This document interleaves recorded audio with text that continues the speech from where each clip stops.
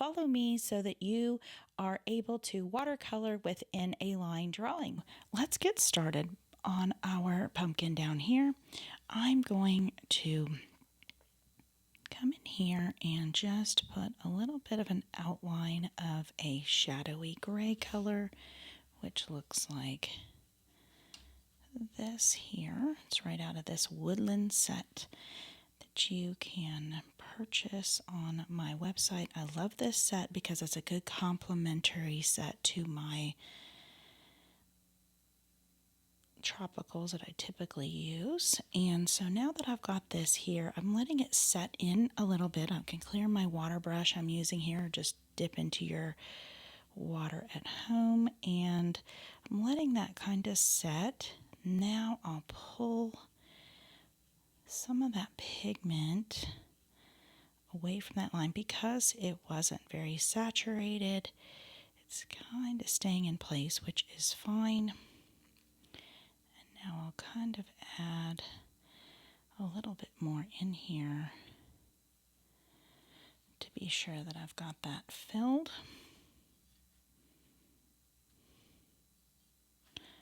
And you can always wait for it to dry and come in and add those darker areas to kind of get that shadow. So we've got our pumpkin started here, and now we'll just move on and let's start with some greens. So I am going to let that dry and work on this side for a second. Come in here and I'm leaving some white of the paper as I go around these leaves, and I'm not doing all of them. As you can see, I'm kind of just going around the wreath a little bit because I'll do a few in some different colors or shades of green.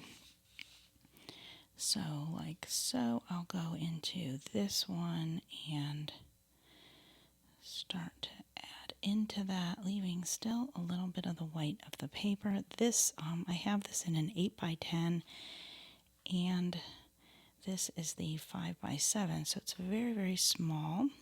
So you'll work a little differently with the bigger version. But now I've got two different shades of green. You can also always go in ahead of time with a little bit of yellow, or while it's still wet, I can come in here and add a little yellow to where that white was, just to pop that and give it a little bit of dimension. Depends on how muted you'd like your palette to be, and then you can always let that set and dry, or you can add some green right over that, and you start to see that it gives it a little bit more dimension than if you had just painted it solid across. So I'll go and grab these leaves down here, and you can always do, now these are green, you can do a little bit of brown in your leaves. Move that up here. And so let's go ahead and start popping in a few of the flowers so we can see how that goes. And I'm going to choose this rusty color for these buds here. Now, if you've drawn your own wreath, this is a good way to learn how to paint from your own sketch. So I'm just popping in a little bit of color there. And depending on how much of the water you use will determine how dark and intense the pigments are. So now I'll come up here, and I have this I'd like to do in like a purpley tone. And do a little more of an intense version of that. So I mixed from Woodlands this blue and kind of raspberry red. I'm just dipping right here into the center to make it look darker, and I'm just taking the very tip of my brush that's loaded with some pigment and kind of dancing it around. And here you're just kind of looking around your drawing and deciding where to put what color. I'm going to do yellow here and then two kind of rusty florals on that edge. And although that isn't quite dry, I'm going to try to be a little more careful over here and tap in. And you can see I'm working very loosely, and you can leave white of your paper for more effect. And while I've got a little bit more of that color, I'm going to put that over here, and I've got those minerals more deposited at the tip of my brush, so I'm going to make sure to get those popped in. And I made it from this color here, so I'll just take a little bit of that more concentrated and tap that in around the center there. And I'll do the same thing with this one here. They kind of dissipated already in your kit that you're painting from. And just pop in a little bit more of that to make it a little more vibrant. Okay, so now I'm going to go and just go over some of these leaves a little bit more.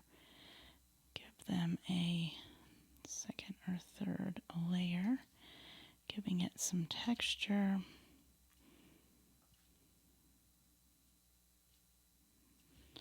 Just like that, you can see it's starting to pop. And now I'm going to go over some of these buds with another layer and you can see I'm not getting those exactly in the line, and that's okay with me. You can decide how you want to do yours. I don't know if you are a person who likes Thanksgiving. Some people love it, some people don't, or the fall season, depending on what country you're in. But here in the United States, where I'm at, I absolutely love Thanksgiving. We have the whole family over. I usually cook the turkey,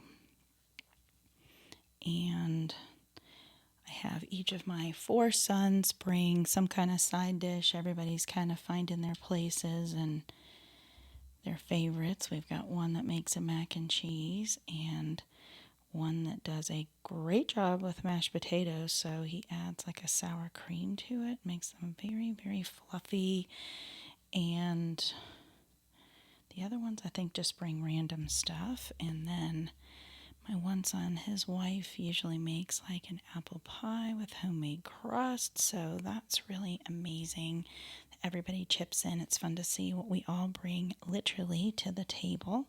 So I don't know if you have any holiday traditions, but this is a cute little thing. You can even write welcome or thanks or thankful in here. You can take elements of something like this and make them into little place cards. I've done that before. Put a little green. It's going to turn dark because those are the opposite colors, and that's fine.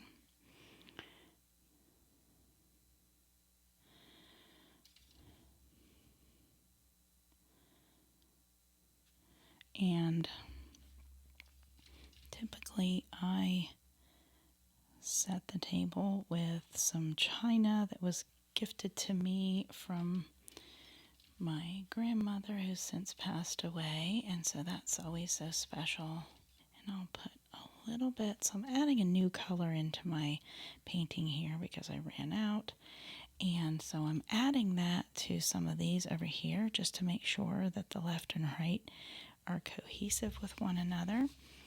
And you can be very systematic and do all of your greens first, but I like to see how it comes together with the flowers, and I can start to see where I need to add some more detail. And I'm liking the rich colors here, so the one that I had for the example I did before had more muted colors, but I'm liking how this is turning out with a little more richness to it. So, and of course, depending on your palette, you may just create something from that, depending on what you've got.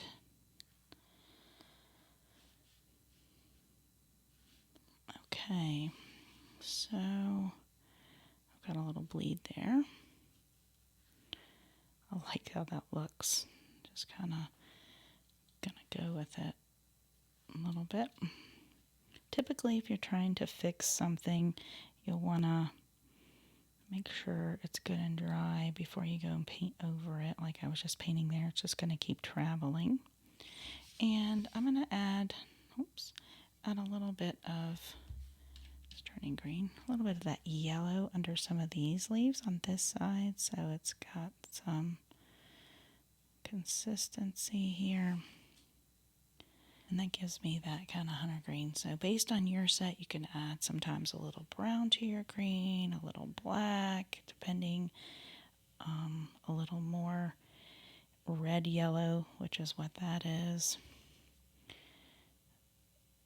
And I need to leave a little bit of the white of the paper so it looks similar. And I think I'm going to, just kind of making this up as I go. I'll put a little bit of brown in a few of these leaves. And maybe a little bit of red brown. I live in the south now, so we don't always get the best leaves. We can go up to the mountains and see them, but I grew up in the Midwest, these beautiful maple trees that would turn these gorgeous colors. So this is making me think of some of that. We really have more of a true season. Now don't get me wrong, I love the south. I love the warmer winter and the sunny days.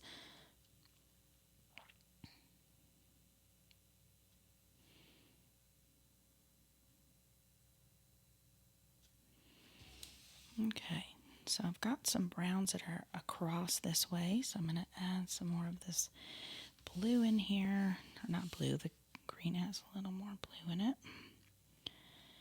Into this area so that I've got some consistency.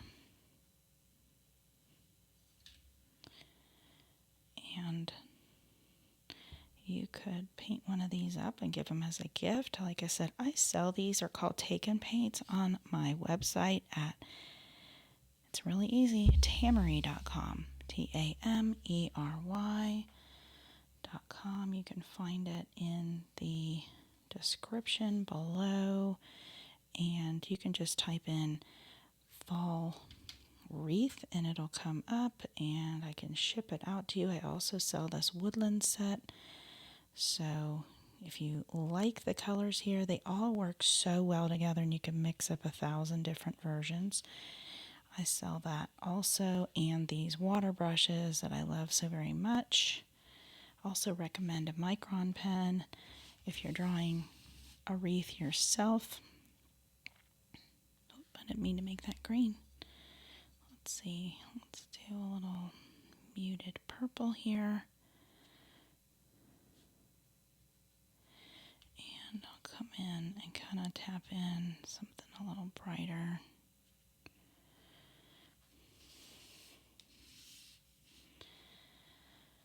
Alright, that's all starting to look very similar to one another, so let me just pull that back. And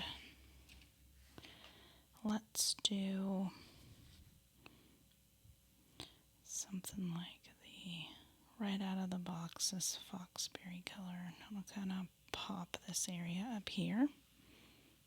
And I'll make one of those over here as well. And now I'll do this in a little purple. Same with this one over here. Okay, now I think I'll add, I got green in there, so I don't want to put that into my painting.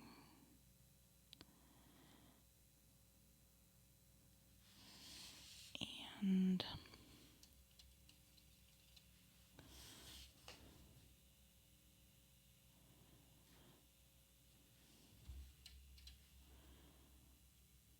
pop those in there. So I've already got something that I could use and I can keep working. on this and, kind of get some more shadow in the bottom of this pumpkin along those edges. I love pumpkin seeds. I don't know if you do as well. They're just such a pain when you make them yourself. But they have so many good recipes on, I'm going to lighten this pumpkin up a little bit in the middle. A little overboard. Okie dokie. But they've got good recipes on Pinterest with lots of yummy versions of spices, sweet, savory. Love that. Okay, so now I'm going to just kind of add a little bit more paint to a few of these leaves, get a second layer on there, give it some depth and dimension. And now you've got this gorgeous holiday wreath.